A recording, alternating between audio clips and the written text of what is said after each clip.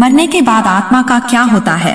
नमस्कार दोस्तों, तो स्वागत है हमारे फिर से YouTube चैनल में। तो दोस्तों, जानकारी के लिए आपको बता दें कि क्या आपको पता था कि करने के बाद आत्मा का क्या होता है, आत्मा कहाँ जाती है। अगर नहीं पता है दोस्तों, तो लिए हम आपको इस वीडियो में बताते हैं। लेकिन उससे पहले दोस्तों, हम आपसे निवेदन करते हैं कि अगर आपने अभी तक मेरे चैनल को लाइक, सब्सक्राइब और कमेंट में हर हर महादेव नहीं लिखे हैं तो कृपया जल्द से जल्द लिखें, क्योंकि दोस्तों इस संसार में महादेव के बिना कभी कुछ नहीं हो सकता। तो इसलिए हम आपसे दोस्तों निवेदन करते हैं कि आप हर हर महादेव जरूर लिखें, ताकि महादेव की कृपा हम मनुष्य पर हमेशा बनी रहे। और दोस्तों, एक बात हमें बहुत बुरा लगता है कि हम लोग हिंदू धर्म में जन्म लेकर और हम अपने ईश्वर का नाम जुबान पर लेने से कतराते हैं। हम अपने आप को बेइज्जती महसूस करते हैं, जबकि वही बात मुसलमान धर्म के लोग में किया जाए तो वह लोग ऐसा कभी नहीं करते हैं। वह लोग का सीधा कहना है कि हम लोग का सुबह अल्लाह का नाम से ही शुरू होता है और रात खत्म अल्लाह का नाम से ही खत्म होता है। तो दोस्तों, हम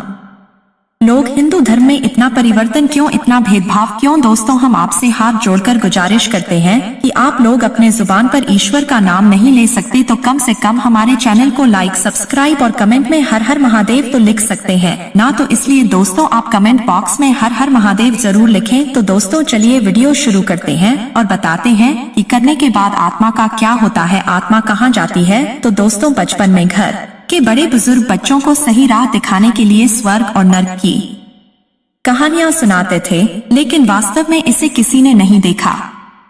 गरुड़ पुराण में मरने के बाद आत्मा का क्या होता है, इसका जिक्र है और तमाम लोगों की बात कही गई है। स्वर्ग और नर्क वास्तव में होता है या नहीं, इसके बारे में तो हम सब नहीं जानते, लेकिन इसको लेकर तमाम कहानियां आप सभी ने बचपन में जरूर सुनी होंगी।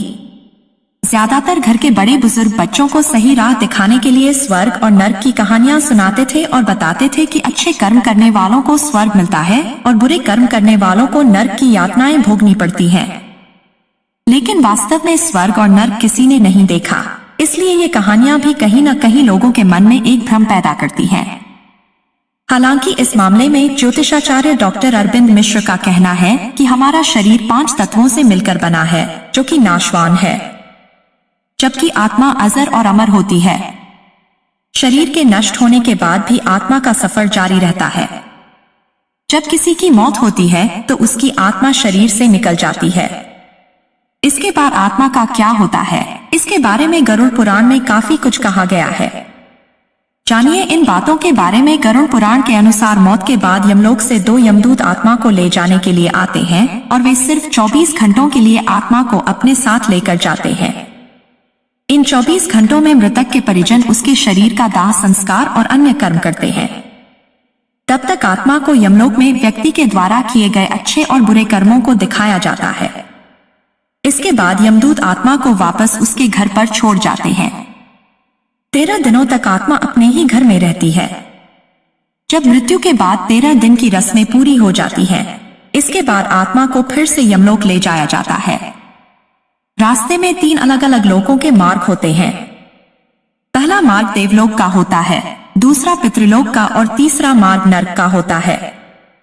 व्यक्ति के कर्मों के हिसाब से उसके लोक का निर्धारण किया जाता है और उसे उसके लिए सुनिश्चित मार्ग की ओर भेज दिया जाता है। जिस तरह जीवन एक सत्य है, ठीक प्रत्येक व्यक्ति को ये भी भली भांति पता है कि मृत्यु भी एक ऐसा सत्य है जिसे कोई जितना मर्जी झुठला दे, परंतु इसे बदला नहीं जा सकता। कहने का अर्थ है कि जिसने इस पृथ्वी पर जन्म लिया है उसे एक न एक दिन अपने प्राणों की आहुति देनी पड़ती है। इस बारे में हम में से बहुत से लोगों ने कई बार अपने बड़े बुजुर्गों से कहते सुना होगा कि मृत्यु के बाद मनुष्य शरीर की आत्मा 13 दिनों तक अपने घर में रहती है। मगर ऐसा क्यों, इस बारे में क्या किसी ने सोचा है? अगर नहीं तो चलिए आज आपको इससे संबंधित जानकारी बताते हैं और जानते हैं कि आखिर क्यों मृतक शरीर की आत्मा 13 दिनों तक अपने घर में भटकती रहती। साथ ही साथ ये भी बताएंगे कि 13 दिनों तक मृतक के नाम का पिंडदान क्यों किया जाता है। बता दें कि गरुड़ पुराण में इस बारे में विस्तार से बताया गया है। गरुड़ पुराण में बताया गया है कि जब किसी व्यक्ति की मृत्यु होती है तो यमराज के यमदूत उसे अपने साथ यमलोक ले जाते हैं। यहाँ उसके अच्छे और बुरे कर्मों का हिसाब होता है और फिर 24 घंटे के अंदर यमदूत उस प्राणी की आत्मा को वापस घर छोड़ जाते हैं। यमदूत के द्वारा आत्मा को वापस छोड़ जाने के बाद मृतक की आत्मा अपने परिजनों के बीच भटकती रहती है और अपने परिजनों को पुकारती रहती है, लेकिन उसकी आवाज को कोई नहीं सुन पाता। यह देखकर मृत व्यक्ति की आत्मा बेचैन हो जाती है और जोर जोर से चिल्लाने लगती है। इसके बाद आत्मा अपने शरीर के अंदर प्रवेश करने की कोशिश करती है, लेकिन यमदूत के पास बंदिश होने के कारण वह मृत शरीर में प्रवेश नहीं कर पाती।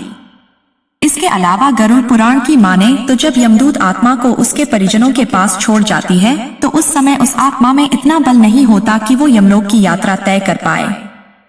गरुड़ पुराण के अनुसार किसी भी मनुष्य के मृत्यु के बाद जो 10 दिनों तक मकिया जाता है, उससे मृतक आत्मा के विभिन्न अंगों की रचना होती है, और जो 11वें और 12वें दिन पिंडदान किया जाता है, उससे मृतक आत्मा रूपी शरीर का मांस और त्वचा का निर्माण होता है, और जब 13वें दिन 13वीं की जाती है तो उस दिन मृतक के नाम का पिंडदान किया जाता है। उसी से ही वो यमलोक तक की यात्रा तय करते हैं। अर्थात मृत्यु के बाद मृतक के नाम का जो पिंडदान किया जाता है, उसी से ही आत्मा को मृत लोक से यमलोक तक यात्रा करने का बल मिलता है। इसलिए ही गरुड़ पुराण में बताया गया है, जब किसी मनुष्य की मृत्यु हो जाती है तो उसकी आत्मा 13 दिनों तक अपने परिजनों के पास घर में भटकती रहती है और उसके बाद आत्मा मृत लोक से यमलोक की ओर निकल पड़ती है, जिसे पूरा करने के लिए उसे 12 महीने यानी कि 1 साल का वक्त लगता है। इतना ही नहीं, मान्यता के अनुसार 13 दिनों तक मृतक के नाम का किया गया पिंडदान उसके 1 वर्ष के भोजन के समान होता है। बता दें कि गरुड़ पुराण में इस बारे में विस्तार से बताया गया है। गरुड़ पुराण में बताया गया है कि जब किसी व्यक्ति की मृत्यु होती है तो यमराज के यमदूत उसे अपने साथ यमलोक ले जाते हैं। यहाँ उसके अच्छे और बुरे कर्मों का हिसाब होता है और फिर 24 घंटे के अंदर यमदूत उस प्राणी की आत्मा को वापस घर छोड़ जाते हैं। यमदूत के द्वारा आत्मा को वापस छोड़ जाने के बाद मृतक की आत्मा अपने परिजनों के बीच भटकती रहती है और अपने परिजनों को पुकारती रहती है, लेकिन उसकी आवाज को कोई नहीं सुन पाता। यह देखकर मृत व्यक्ति की आत्मा बेचैन हो जाती है और जोर जोर से चिल्लाने लगती है। इसके बाद आत्मा अपने शरीर के अंदर प्रवेश करने की कोशिश करती है, लेकिन यमदूत के पास बंदिश होने के कारण वह मृत शरीर में प्रवेश नहीं कर पाती। इसके अलावा गरुड़ पुराण की माने तो जब यमदूत आत्मा को उसके परिजनों के पास छोड़ जाती है तो उस समय उस आत्मा में इतना बल नहीं होता कि वो यमलोक की यात्रा तय कर पाए। गरुड़ पुराण के अनुसार किसी भी मनुष्य के मृत्यु के बाद जो 10 दिनों तक मकिया जाता है, उससे मृतक आत्मा के विभिन्न अंगों की रचना होती है, और जो 11वें और 12वें दिन पिंडदान किया जाता है, उससे मृतक आत्मा रूपी शरीर का मांस और त्वचा का निर्माण होता है, और जब 13वें दिन 13वीं की जाती है तो उस दिन मृतक के नाम का पिंडदान किया जाता है। उसी से ही वो यमलोक तक की यात्रा तय करते हैं। अर्थात मृत्यु के बाद मृतक के नाम का जो पिंडदान किया जाता है, उसी से ही आत्मा को मृत लोक से यमलोक तक यात्रा करने का बल मिलता है। इसलिए ही गरुड़ पुराण में बताया गया है, जब किसी मनुष्य की मृत्यु हो जाती है तो उसकी आत्मा 13 दिनों तक अपने परिजनों के पास घर में भटकती रहती है और उसके बाद आत्मा मृत लोक से यमलोक की ओर निकल पड़ती है, जिसे पूरा करने के लिए उसे 12 महीने यानी कि 1 साल का वक्त लगता है। इतना ही नहीं, मान्यता के अनुसार 13 दिनों तक मृतक के नाम का किया गया पिंडदान उसके 1 वर्ष के भोजन के समान होता है।